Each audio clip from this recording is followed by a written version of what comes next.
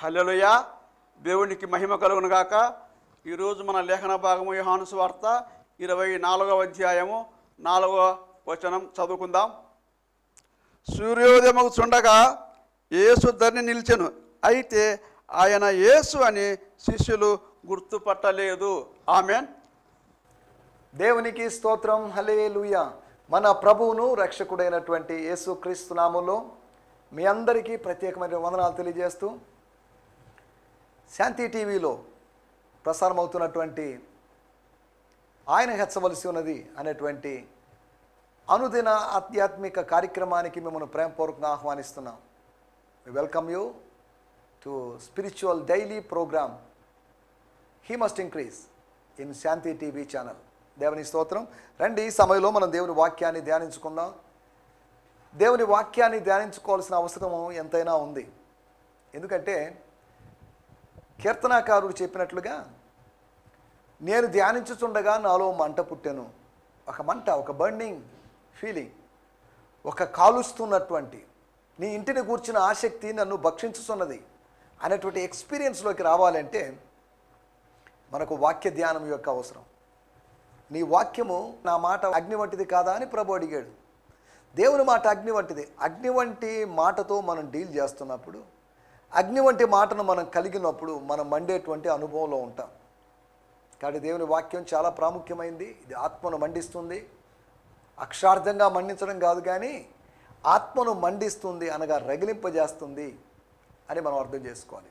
ఎమ్మాయి దారికి వెళ్ళినటువంటి ఎమ్మాయిలోకి వెళ్ళిపోయి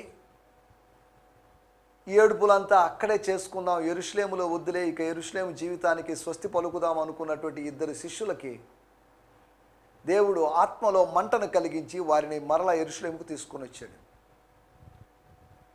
కాబట్టి ఈ సమయంలో అటువంటి మంటను మీరు కలిగి ఉండాలని, దేవుడు మీకు కలిగించాలని కోరుకుంటున్నాను. అంటే మీ ప్రార్థనా అవసరతలు మాకు తెలియజేయండి. దయచేసి ఈ కార్యక్రమం కోసం అనుదినం మీరు ప్రార్థించాల్సిందిగా కోరుతున్నాం.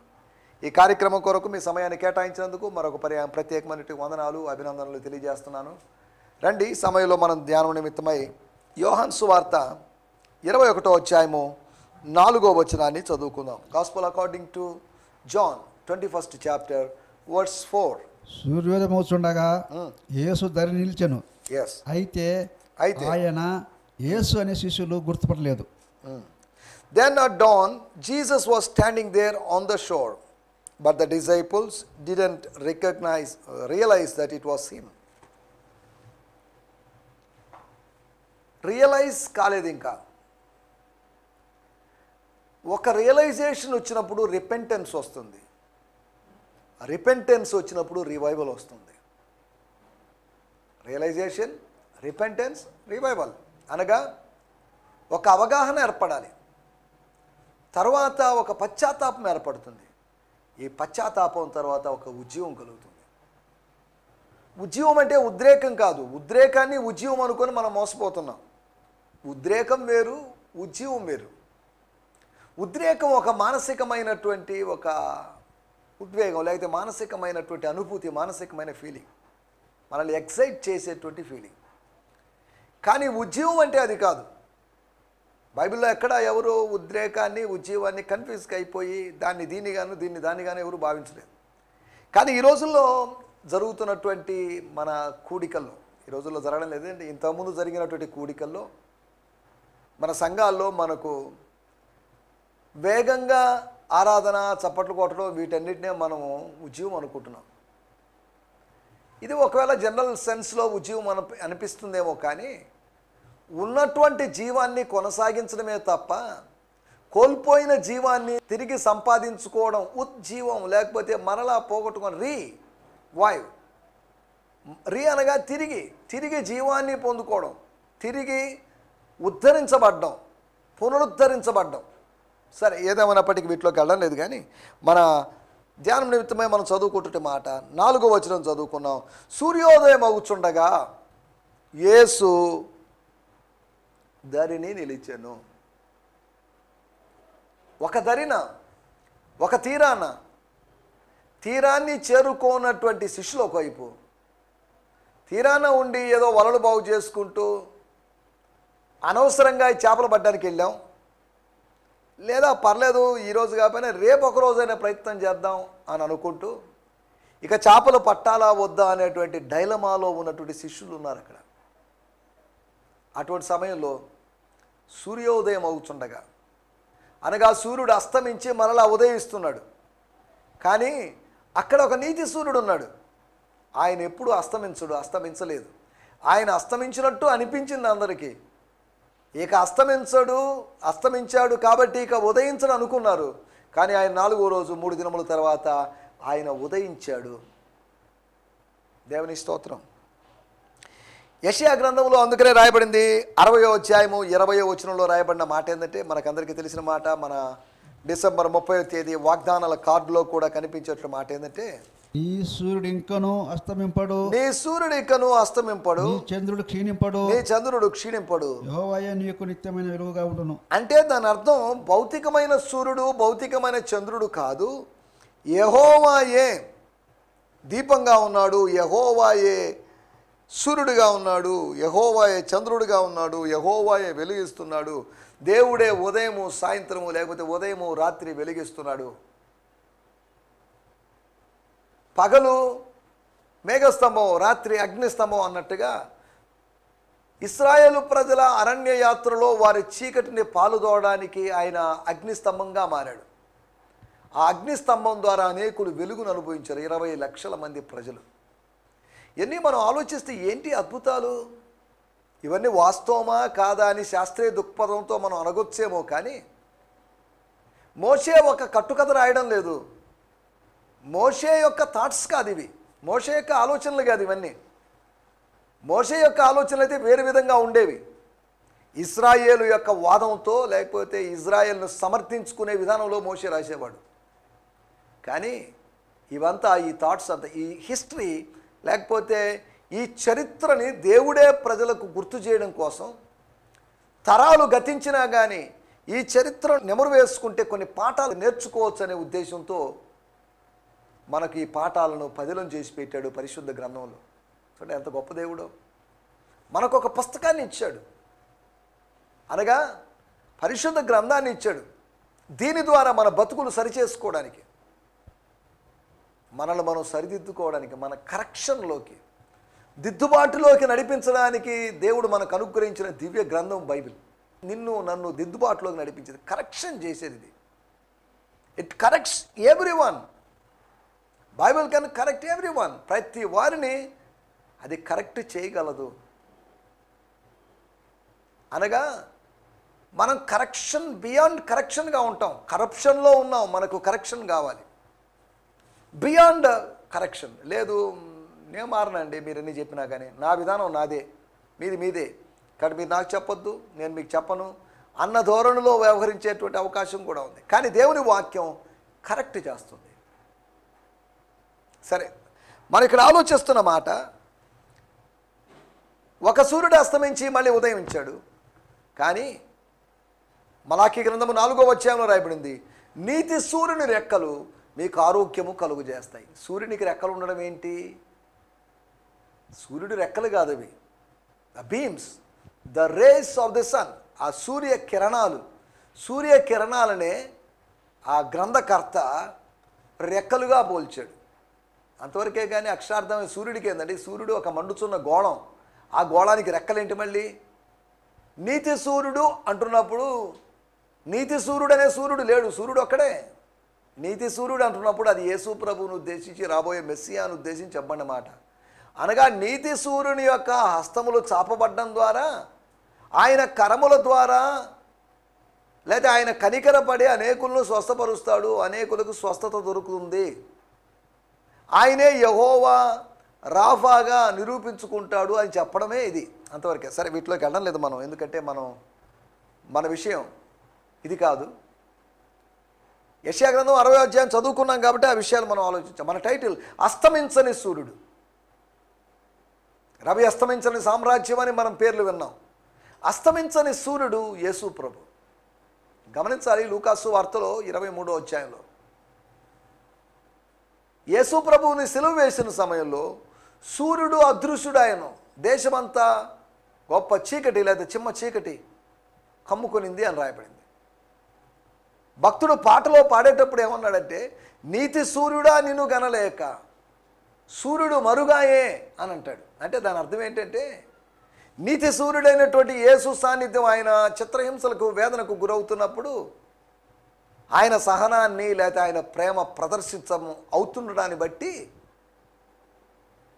మామూలు సూర్యుడు అనగా భౌతికమైన సూర్యుడు అదృశ్యుడయ్యాడు, తప్పుకున్నాడు అన్న విధంగా భక్తుడు రాశాడు. సరే, ఏదేమైనప్పటికీ అప్పుడు సోలార్ ఎక్లిప్స్ జరిగిందని, అనగా ఒక సూర్యగ్రహణం జరిగిందని, దానివల్ల అలా జరిగిందని రకరకాలుగా చెప్పుకుంటున్నారు. కానీ అదే సమయంలో యేసు ప్రభు మరణ సమయంలోనే సూర్యగ్రహణం కలగడం ఏంటి? సూర్యగ్రహణం ఎందుకు కలుగుతుందో ఏంటో అనే దాని గురించి మనం ఇప్పుడు ఎన్ని ఆలోచించడం లేదు. అస్తమించని సూర్యుడు, మనకు ఒక సూర్యుడు ఉన్నాడు. సూర్యాస్తమయ సమయాన మత్తయి సువార్తలో మనం గమనిస్తే అనేక మంది రోగులను అక్కడికి తీసుకొని వచ్చారు అని రాయబడింది. అంటే దాని అర్థం ఒక సూర్యుడు అస్తమిస్తున్నాడు. అక్కడ నేను అపవాదినే సూర్యుడిగా అనుకుంటున్నాను. నేను ఆ అపవాది అనేవాడు సూర్యుడిగా ఉన్నప్పటికీ వాడు అస్తమించేశాడు. వాడు అస్తమించినప్పుడు నీతి సూర్యుడు ఉదయిస్తున్నాడు, అనేకులకు ఆరోగ్యాన్ని కలుగు చేస్తున్నాడు అన్నట్టుగా అర్థం చేసుకోవచ్చు. అస్తమించని సూర్యుడు. కీర్తన గ్రంథము 110వ అధ్యాయము 3వ వచనంలో మనం గమనించినట్లయితే, యుద్ధ సన్నాహ దినమున నీ ప్రజలు ఇష్టపూర్వకంగా వచ్చారు. నీ ప్రజలు ఇష్టపూర్వకంగా వస్తారు. నీ యవనస్తులలో శ్రేష్ఠులు పరిశుద్ధ అలంకృతులై, పరిశుద్ధ అలంకారాన్ని ధరించుకొని పరిశుద్ధ అలంకృతులై, మంచు వలె అరుణోదయ గర్భములో నుంచి వస్తారట. వచ్చేదారు. దేవుని స్తోత్రం. ఎంత చక్కటి మాటలో చూడండి. ఈ పొయిటికల్ మాటలు మనం జాగ్రత్తగా ఆలోచించాలి. నీ యవనుల్లో శ్రేష్ఠులైన వారు అనగా యవనస్తులందరిలో కన్నా శ్రేష్ఠుడైనటువంటి మెస్సియా ఎలా వస్తాడు? 2వ వచనంలో ఇక్కడ రాయబడి నేను చదువుతున్నా, messiah I know God himself will establish your kingdom, your people will be your love offerings, in the day of your mighty power you will be exalted, in the brightness of your holy ones you will shine, as an army arising from the womb of the dawn, anointed with the dew of your youth. సరే, వీటన్నిటిని మనం వివరించుకునే సమయం లేదు. మన point ఏంటంటే, ఉదయాన్నే సూర్యుడు ఉదయిస్తుండగా, అంతకుముందే లేచాడు ఆయన. నేను మత్తయి సువార్త 20వ అధ్యాయము ఆ వ్యాఖ్యానాల్లోకి వెళ్ళినప్పుడు ఇంచుమించు 5:30, 6:30కి మధ్యలో జరిగినటువంటి ఇన్సిడెంట్గా వేరు ఆధారాలను బట్టి మనం మాట్లాడుకున్నాం. అనగా భౌతికమైన సూర్యుడు ఉదయించడానికి ముందుగానే ఆయన ఉదయించాడు.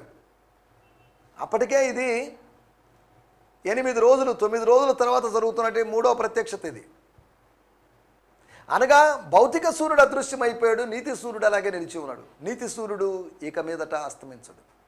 అంటే ఇక ముందు అస్తమించాడని కాదు, ఆయన తప్పుకోడు.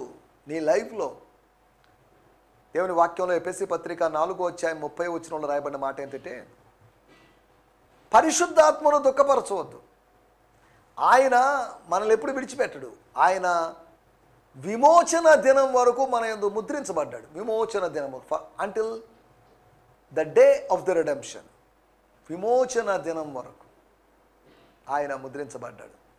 అనగా ఆయన సదాకాలము నేను మీతో కూడా ఉంటానని చెప్పాడు ప్రభు. ఈ మాటలను బట్టి మనం అర్థం చేసుకోవాలి. అస్తమించని సూర్యుడు. నేను ఈ మాట చదువుతున్నప్పుడు, లేకపోతే ఈ యోహాను సువార్త 21వ అధ్యాయం నేను మాటి పదే ధ్యానించినప్పుడు నాకు అర్థమైన విషయాల్లోంచి, లేకపోతే సూర్యోదయం అవుతుండగా యేసు ధరిని నిలిచిన అనేటువంటి మాటలు. ఎలా నిలిచాడు? జయశీలుడైనటువంటి యేసు విజయశీలుడుగా వారి ఎదుట నిలబడ్డాడు. ఓటమితో, అవమాన భారంతో ఇక నష్టపోయాము, గురువును కోల్పోయాము, నాయకుడిని కోల్పోయాము అన్నటువంటి ఫీలింగ్లో వాళ్ళు ఉన్నప్పుడు, ఇదిగో ఈయన మాత్రం విజయశీలిగా సూర్యోదయం అవుతుండగా, ఓ రైజింగ్ సన్గా ఉదయిస్తున్నటువంటి సూర్యుడిగా పైకి లేస్తూ అంతరిక్షాన్ని ఏలుకోవడానికి వెళుతున్నటువంటి, అంతరిక్షపు పదములో పయనిస్తున్నటువంటి ఒక సూర్యుడిలాగా ఆయన ఉండడాన్ని మనం చూడగలుగుతున్నాం. పునరుత్థానుడైన తర్వాత ఆయన చేసినటువంటి 40 రోజుల పరిచర్యను బట్టి మనం అర్థం చేసుకోవచ్చు. ఈ మాటలు చెప్పినప్పుడు 3 వ్యక్తుల్ని మీకు జ్ఞాపకం చేస్తాను. వాళ్ళు కూడా అస్తమించడం అంటే అలసిపోకుండా ఉండడం, అస్తమించడం అంటే విశ్రాంతి తీసుకోకుండా ఉండడం అని అర్థం, అస్తమించడం అంటే మరుగైపోకుండా ఉండడం అని అర్థం. మనం ఆలోచిస్తున్న విషయాల్లోకి వచ్చేద్దాం. మొట్టమొదటి మాట ఆదికాండం 14వ అధ్యాయము 17వ వచనంలో మనం గమనిస్తే అక్కడ ఒక భక్తుడిని, మనకు తెలిసిన భక్తుడిని, అతడు కదర్లయోమోరను అతనితో కూడా నున్న రాజులను ఓడించి కదర్లయోమోరు అనే అతనితో కూడా ఉన్న రాజులను ఓడించి తిరిగి వచ్చినప్పుడు సొదొమ రాజు అతన్ని ఎదుర్కొనుటకు రాజులోయను షావేలోయ మట్టుకు బయలుదేరి వచ్చాను. చాలండి. ఇక్కడ పాయింట్ ఏంటంటే కొంతమంది రాజులను ఓడించి తిరిగి వచ్చినప్పుడు మెల్కీసెదెకు అనే వ్యక్తిని, ఓ మిస్టీరియస్ పర్సన్ని ఆయన కలుసుకున్నాడు. ఇది ఎందుకు చదువుతున్నారు ఏంటి అని మీరు ఆలోచిస్తే, సూర్యుడు అస్తమించడు, అలాగే అబ్రహాము 318 మంది పనివాళ్లతో యుద్ధాభ్యాసం లేనటువంటి అబ్రహాం, దావీదుకి యుద్ధాభ్యాసం లేదు, అబ్రహాముకి యుద్ధాభ్యాసం లేదు, వీళ్ళెవరు యుద్ధంలో ఆరితేరిన వాళ్ళేం కాదు, ఏదో బొమ్మలు తయారు చేసుకుంటూ అమ్ముకుంటున్నాడు నది అవతల ఉన్నప్పుడు. 75 సంవత్సరాల వరకు, అంటే ఇంచుమించు ఒకవేళ 25 సంవత్సరాల నుంచి ఆ వృత్తిలో దిగిన 50 సంవత్సరాల వృత్తిలో సీనియారిటీ ఉన్నటువంటి వ్యక్తిన, అటువంటి సీనియర్ అయినటువంటి వ్యక్తిని ఆ బొమ్మలు అమ్ముకునేటువంటి ఉద్యోగానికి, వృత్తికి స్వస్తి పలికి ఒక నూతనమైనటువంటి వృత్తిలోకి ఆ దేవుడు ఆయన నడిపించాడు. చేపలు పట్టే వాళ్ళని పట్టుకొని మనుషులు పట్టే జాలాలు చేస్తానన్నట్టుగా బొమ్మలు తయారు చేసేటువంటి వ్యక్తులను చేసి, లేకపోతే ఆయన్ని మార్చివేసి పిలిచి వేరే వాళ్ళుగా చేస్తానని చెప్పలేదు ఆయన. కానీ తనకున్నటువంటి అనుభవాన్ని బట్టి బలిపీఠాలు కట్టడం ఆరంభించాడు. బొమ్మలు చేసేవాడు ఇప్పుడు బలిపీఠాలు కట్టేవాడుగా మారాడు. ఒక బొమ్మ చేయడం సులభమేమో, లేదా కష్టం కూడా కావచ్చు, కానీ ఇప్పుడు ఏకంగా బలి అర్పణ కొరకైనటువంటి ఆ రాతితో కట్టినటువంటి బలిపీఠాలు ఒక పశువును వధించినప్పుడు ఆ రాళ్ళన్నీ రక్తసిక్తంగా మారుతాయి. ఆ చంపబడిన జంతువు యొక్క రక్తం అలా కిందికి పారి ఆ రాళ్ళన్నీ రక్తసిక్తంగా రక్తవర్ణపు రాళ్ళులాగా మారిపోతాయి. మనకు తెలిసిన విషయం, మొదటి రాజుల గ్రంథంలో 12 రాళ్ళు తీసుకున్నాడు 12 గోత్రాలకి. ఈయన అబ్రహాం ఎన్ని రాళ్లతో కట్టేవాడో మనకు తెలియదు. నా పాయింట్ ఏంటంటే బొమ్మలు తయారు చేసేవాడిని బలిపీఠాలు కట్టేవాడిగా దేవుడు పిలిచాడు. లేకపోతే ఇంకా కొద్ది ఒక మాట చెప్పుకోవాలంటే బావులు తవ్వేవాడిగా అబ్రహామును దేవుడు ట్రాన్స్ఫార్మ్ చేశాడు. ప్రతి వ్యక్తిని దేవుడు ట్రాన్స్ఫార్మేషన్లోకి నడిపించాలనుకుంటున్నాడు. ప్రతి వ్యక్తిని రూపాంతరపు అనుభవంలోకి దేవుడు నడిపించాలనుకుంటున్నాడు. బైబిల్లో ఏ వ్యక్తినైనా తీసుకోండి, మారని వ్యక్తులు కాదు, వాళ్ళందరూ మారిన వ్యక్తులే. వాళ్ళ story, that's a story of their change. వారి యొక్క మార్పు యొక్క కథనం అది. కాలం గడుస్తున్న కొద్దీ ఆటోమేటిక్గా జరిగిన మార్పు కాదు, దేవుడు జోక్యం చేసుకోవడం ద్వారా జరిగిన మార్పు. ఈ విషయాలు అర్థమవుతున్నాయో లేదో మరి. నేను మొట్టమొదటి విషయం నేను చెప్పదలుచుకున్నట్టు విషయం, సూర్యోదయం అవుతుండగా యేసు ధరిని నిలిచెను. అనగా యుద్ధము ముగిసి జయశీలుడిగా కొల్ల సొమ్ము పంచుకొని వస్తుండగాని కాదు, జయోత్సవంతో వస్తున్నటువంటి అబ్రహాం, జయోత్సవంతో నిలబడినటువంటి ఆ విజయాన్ని బట్టి కలిగినట్టు ఆత్మవిశ్వాసం, ఆ కాన్ఫిడెన్స్ను బట్టి సముద్ర తీరాన నిలబడ్డటువంటి యేసు. ఇక్కడ కూడా అబ్రహాం విషయంలో మనం అలాగే చెప్పుకోవచ్చు.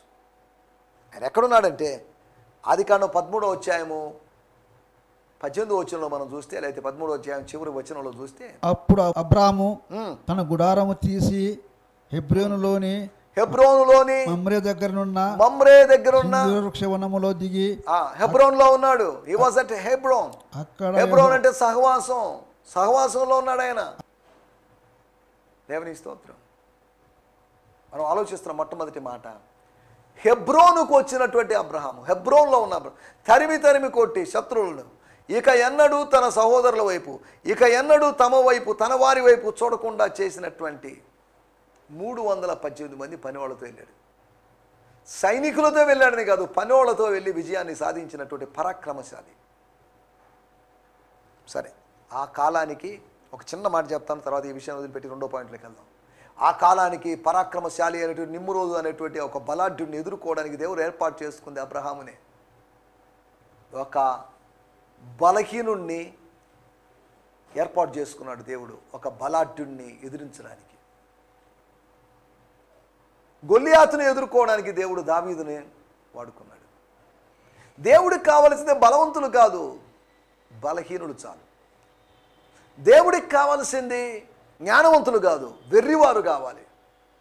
దేవుడికి కావాల్సింది ఈ లోకంలో పేరు ప్రఖ్యాతులు కావాల్సిన వాళ్ళు కాదు, ఈ లోకం దృష్టిలో పడని వారు, అటువంటి వారే దేవునికి కావాలి. అంటే దాని అర్థం దేవుడు ఒక అన్నోన్ పర్సన్ని తీసుకొని ఒక వెల్ నోన్ పర్సన్ మీదకి యుద్ధానికి పంపిస్తున్నాడు. అనగా ఆ జ్ఞాని కానీ ఆ బలవంతుడు కానీ వాడు ఎవరు అతిశయింపకున్నట్లు దేవుని యొక్క 1 కొరింథీ పత్రిక 1వ అధ్యాయంలో దీనంటే దేవుని వెరిత, ద ఫూలిష్నెస్ ఆఫ్ గాడ్ అని థియాలజికల్ భాషలో పౌలు గారు అన్నారు. దేవుని స్తోత్రం. ఒకటి హెబ్రోను దగ్గర అబ్రహాం ఏ విధంగా యేసు ప్రభు గలిలయ సరస్సు తీరంలో లేదా సముద్ర తీరంలో ఉన్నాడో అలాగే హెబ్రోనుకు విజయశీలుడిగా మరణాన్ని జయించి వచ్చినట్లు యేసు అక్కడ ఈయన మరణాన్ని జయించలేదు, కానీ అబ్రహాం 5 మంది రాజులను జయించి వచ్చాడు. రెండో విషయాన్ని నేను మీకు జ్ఞాపకం చేస్తాను. 1 సమూయేలు గ్రంథము 17వ అధ్యాయము 54వ వచనంలో మరొక విక్టర్ని లేకపోతే విక్టోరియస్ మ్యాన్ని మనం చూస్తున్నాం. ఆయన పేరు దావీదు. ఏలా అనేటువంటి లోయలో జరిగినటువంటి ఒక పోరాటం తర్వాత ఆయన ఎలా వస్తున్నాడో చూడాలి. అయితే దావీదు ఆ ఫిలిష్తీయుని ఆయుధములను తన డేరాలో ఉంచుకొని అతని తలను తీసుకొని యెరూషలేముకు వచ్చాను. అతని తలను తీసుకొని యెరూషలేముకు వచ్చాను. చూడండి, ఒక సింబల్ చూడండి, ఒక విక్టోరియస్ సింబల్. బైబిల్ ఎటువంటి లాంగ్వేజ్ వాడిందో లేకపోతే ఎటువంటి ఇమాజినేషన్ లేదా ఇమాజినరీ తీసుకొచ్చిందో. ఇలా చెప్తున్నప్పుడు నేను ఒక ఇమేజ్ చెప్తాను, మీరు అలాగే ఊహించుకోండి. ఒక చిత్రం, ఒకవైపు సింహాసనం మీద లేకపోతే అంతఃపురంలో తల పట్టుకొని కూర్చున్నటువంటి సౌలు ఒకటి. ద సెకండ్ ఇమేజ్, శత్రువు తలను పట్టుకొని తీసుకొని వస్తున్నటువంటి ఒక సామాన్యుడు. సింహాసనం మీద కూర్చున్నాడు, తల పట్టుకొని ఎలా చేయాలి, 40 రోజులుగా సస్తున్నాం అన్నటువంటి ఒక వ్యక్తి. కానీ దానికి భిన్నంగా మరొక వ్యక్తిని మనం చూస్తున్నాం.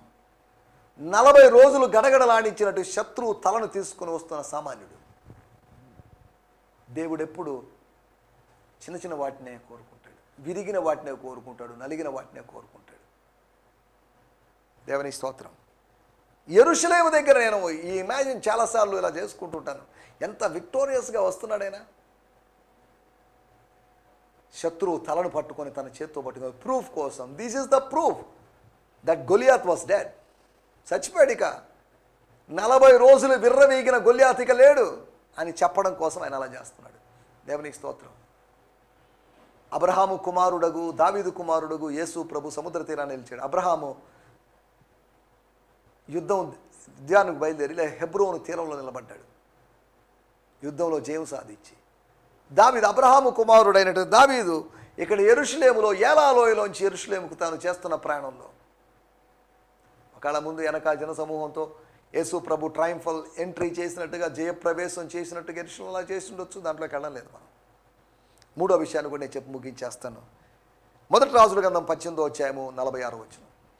యెహోవా హస్తము ఏలియాను బలపరచగా, ఏలియా అనేటువంటి ప్రవక్తని బలపరచగా అతడు నడుము బిగించుకొని అహాబు రథము కంటే ముందుగా పరిగెత్తుకొని పోయి యెజ్రెయేలు గుమ్మము నొద్దకు వచ్చెను. దేవుని స్తోత్రం. హల్లెలూయా. కీషోను వాగు దగ్గర నుంచి యెజ్రెయేలు గుమ్మం వరకు 25 కిలోమీటర్స్. 25 కిలోమీటర్స్ని షార్ట్ టైంలో పరిగెత్తుకొని, రథము కన్నా ముందుగా పరిగెత్తుకొని, ఐగుప్తు అశ్వాలు శ్రేష్టమైన అశ్వాలతో ఉన్నటువంటి తన రథం కన్నా రథాన్ని ఓవర్టేక్ చేసి ఒక వ్యక్తి వెళ్ళాడు. కారణం ఏంటంటే యెహోవా హస్తం అతను బలపరిచింది. దేవుని స్తోత్రం.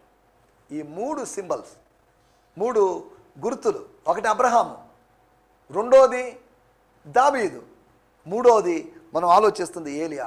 ఈ ముగ్గురు అలసిపోని వారిగా 450 మందిని చంపి వెంబడించి తరిమి కొట్టి వాళ్ళని చంపి తన ప్రజలని, దేవుని ప్రజలని ఒక సంకీర్ణ మతంలోకి, ఒక మిక్స్డ్ రిలీజియన్లోకి, లేకపోతే ఒక ఫేక్ రిలీజియన్లోకి నడిపించినటువంటి 450 మందిని వధించినటువంటి ఒక్క మనిషి 450 మంది వ్యక్తులకు వ్యతిరేకంగా తిరుగుబాటు బావుటాన్ని ఎగురవేసి విజయాన్ని సాధించాడు.